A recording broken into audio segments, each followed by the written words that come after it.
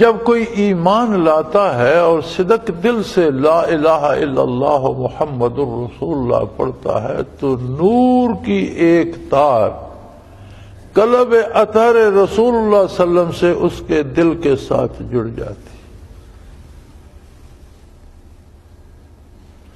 پھر وہ اتباع کرتا ہے حضور کا اور کام آپ کی شریعت کے مطابق کرتا ہے، زندگی حضور کے حکم کے مطابق گزارتا ہے، تو وہ جو باریک سی تار تھی اس میں طاقت آنا شروع ہو جاتی ہے، وہ بڑی ہونے لگتی ہے، وہ مزید طاقتور ہوتی ہے، مزید وہ تار سے رسہ بن جاتی ہے، رسے سے وہ ایک ندی بن جاتی ہے، ایک دریا بھی بن سکتا ہے۔ کتنی کس نے محنت کی کہ نور کا دریا بھی قلب اطہر سے قلب مومن تک آ سکتا ہے، یہ اس کی محنت پہ منحصر ہے کہ اس نے کتنی محنت کی اتباع رسالت میں اور کتنے خلوص سے کیا،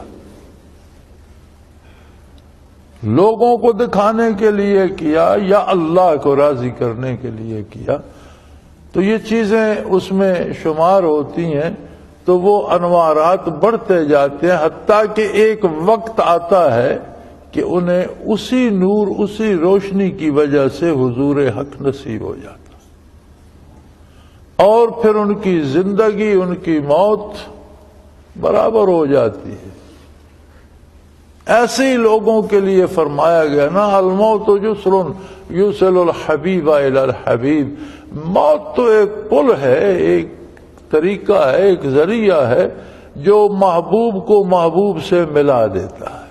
یہ ان لوگوں کے لیے نا، واللہ یحب المحسنین، جن سے اللہ محبت کرتا ہے، کہ موت کوئی ڈرنے والی چیز نہیں، بلکہ موت تو وصال حق کی گھڑی ہے۔ یہ جو ہمارے ہاں رواج ہو گئے نا، بزرگوں کا دن مناتے ہیں، اس کا نام عرس رکھتے ہیں، تو عرس کا معنی تو شادی ہے، عروس دلہن کو کہتے ہیں، اور عرس کا معنی تو شادی ہے۔ یہ موت کو شادی کیوں کہتے ہیں؟ وہ صحیح کرتے ہیں غلط کرتے ہیں وہ الگ بحث ہے، لیکن موت کو شادی کیوں کہتے ہیں؟ اس لیے کہ موت نے بندے کو اللہ کے سامنے اللہ کے ساتھ ملا دیا، اللہ کی بارگاہ میں حاضر کر دیا، وہ اللہ کا محبوب تھا، واللہ یحب المحسنین۔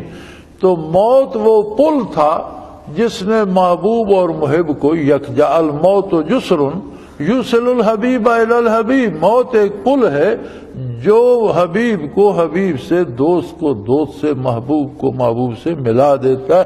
اللہ اس کا محبوب تھا، وہ اللہ کا محبوب تھا، اس لیے یہ نام عرس پڑا۔ تو زندگی کا حاصل یہ ہے کہ اللہ کریم نے ہمیں جتنا وقت دنیا میں دیا اور عقل و شعور دیا، اس سے ہم وہ کیفیت حاصل کریں کہ کل جب آنکھ بند ہو تو دکھ نہ ہو، شادمانی ہو کہ الحمدللہ یہ بدن کا بوجھ اترا اور میری روح بارگاہ الوہیت میں تجلیات باری سے باریاب۔ سو یہ خوبصورت ترتیب بتائی کہ آمنوا وعملوا الصالحات اذا ما اتقوا، ایمان لائے، نیک عمل کیا، اس کے بدلے انہیں ایک کیفیت نصیب ہوئی جسے تقویٰ کہتے ہیں، اور وہ کیفیت ہے اللہ کریم کے ساتھ تعلق کا۔ لوگوں کا ایک عجیب رویہ بن گیا اور ایک عجیب خیال ہے لوگوں کو کہ شاید عبادت کرنے سے بندہ بیمار نہیں ہوتا، عبادت کرنے سے اس کے بیٹوں کو ملازمت مل جاتی ہے، نمازیں پڑھنے سے دکان بڑی چلتی ہے۔ میرے پاس بطور خطوط آتے ہیں، جی میں نماز بھی باقاعدگی سے پڑھتا ہوں، میرا کاروبار خراب ہو رہا ہے۔ میں لکھتا ہوں کہ بھائی پورے ملک کا جب خراب ہو رہا ہے تو تم بھی اسی ملک کے ایک شہری ہو، تم پر بھی اثر پڑے گا۔ اللہ کی عبادت کاروبار کے لیے نہیں ہے، اللہ کی عبادت اللہ سے تعلق پیدا کرنے کے لیے۔ اس کی وضاحت یہاں فرما دی کہ جب وہ نبی صلی اللہ علیہ وسلم کا اتباع کرتے ہیں، ایمان لاتے ہیں، انہیں اللہ کے ساتھ ایک کیفیت نصیب ہو جاتی ہے، تقویٰ۔ عام زبان میں ہم اگر آسانی سے سمجھنا چاہیں تو بڑی آسانی سے سمجھ آ جاتی ہے. ہمارے ہاں یہ الیکشن ہوتے ہیں، پھر لوگ ووٹ مانگتے ہیں. اب ایک کا ایک بھائی امریکہ میں رہتا ہے، یا ایک رشتہ دار کہیں ولایت میں بیٹھا ہے، یا کوئی دوسرا رشتہ دار دبئی میں بیٹھا ہے. لوگ وفد بنا کے جاتے ہیں، بھائی ووٹ ہمیں دو. وہ کہتے ہیں بھائی نہیں، اس طرح نہیں، یا تو تم رابطہ کرو میرے اس بھائی سے یا میں کر لوں گا. اس نے کہا تو ووٹ دوں گا. اگر وہ تمہیں نہ دینا چاہے اور وہ ناراض ہو جائے تو میں اسے ناراض کر کے تمہاری بات نہیں مان سکتا. یہ روزمرہ ہوتا ہے. اگر یہ کیفیت اللہ سے پیدا ہو جائے، کوئی کہے یہ کام کرو اور بندہ یہ کہے کہ اس کی اجازت اللہ نے نہیں دی، میں تو یہ نہیں کر سکتا، وہ کروں گا اس طریقے سے کروں گا جیسے اللہ کہتا ہے. اگر یہ تعلق اللہ سے پیدا ہو جائے تو یہ تقویٰ ہوتا ہے، اسے تقویٰ کہتے ہیں. تو فرمایا صرف ایک طریقہ ہے اللہ سے یہ رشتہ استوار کرنے کا کہ دامان رسول کو تھام لو اور چھوڑو نہیں. جدھر چلائیں ادھر چلو، تقویٰ نصیب ہوگا. اور چلو گے مزید تقویٰ نصیب ہوگا. اور چلو گے تو وہ احسن درجہ احسان کو پالو گے. وہ اپنا جمال جہاں آرا تم پہ منکشف کر دے گا. تمہیں اپنے دائیں بائیں اندر باہر اوپر نیچے جدھر دیکھو گے اللہ ہی اللہ نظر آئے گا. تمہارے ہر کام میں تمہارے ساتھ ہوگا، تمہارے ہر گام پہ تمہارے ساتھ ہوگا.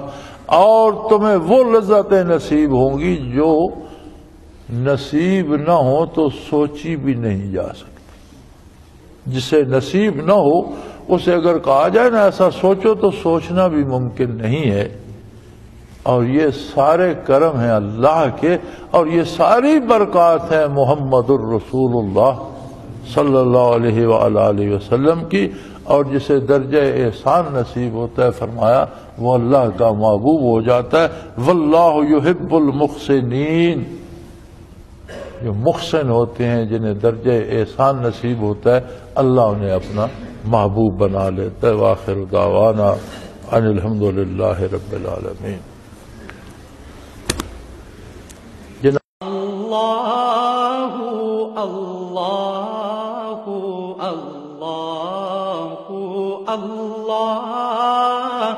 اللہ